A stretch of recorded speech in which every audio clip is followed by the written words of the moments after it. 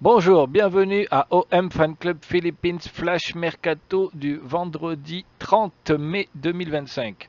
Aujourd'hui, on apprend la signature d'un jeune stéphanois prometteur, Fodé Camara, défenseur. L'AS Saint-Étienne lui avait proposé un contrat professionnel, mais il va donc signer son premier contrat professionnel à l'Olympique de Marseille après Alexandre Néon.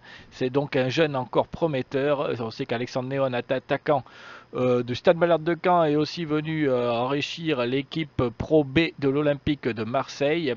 Et bien là, je pense qu'aussi Fodé Camara, le jeune défenseur, va aussi venir pour faire les National 2 à l'Olympique de Marseille et pourquoi pas se faire lui aussi une place en équipe première. Donc ça aussi, c'est de la post-formation. Donc déjà un deuxième joueur post-formation convaincu par les dirigeants de l'Olympique de Marseille. Autre rumeur mercato, on sait que Armand Lorienté serait encore une fois sur les tablettes de l'Olympique de Marseille. À Sassuolo, Série B, en Italie, Lorienté, 19 buts, 6 passes décisives, était déjà convoité par l'Olympique de Marseille l'année dernière et n'était pas venu alors qu'il voulait venir à l'Olympique de Marseille. Cette année encore, il serait convoité pour remplacer sûrement Luis Enrique dans l'effectif de l'Olympique de Marseille, puisqu'on sait que Luis Enrique est parti pour l'Inter de Milan pour 26 millions d'euros tout compris. Alors il faut savoir que l'Olympique de Marseille va donner 2,5 millions d'euros à son club formateur au Brésil, puisqu'on sait que Textor avait dit que c'était un tout petit club, que Luis Enrique partait pour un tout petit club français à l'Olympique de Marseille.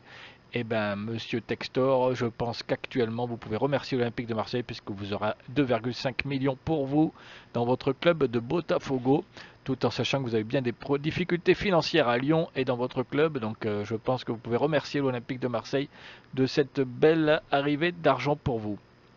Autre, donc, comme je vous avais dit hier, Aguerd, défenseur central gauche, devrait intéresse aussi l'Olympique de Marseille, sauf que 29 ans, indemnité de transfert peut-être un peu plus de 20 millions d'euros pour Aguerd. Sauf que bonne nouvelle, Aguerd a dit à West Ham et à son nouvel entraîneur Graham Potter qu'il voulait partir et donc certainement pour rejoindre l'Olympique de Marseille. Donc ça c'est plutôt bien pour Mehdi Benassia que le joueur commence à mettre la pression à West Ham en disant qu'il veut quitter le club.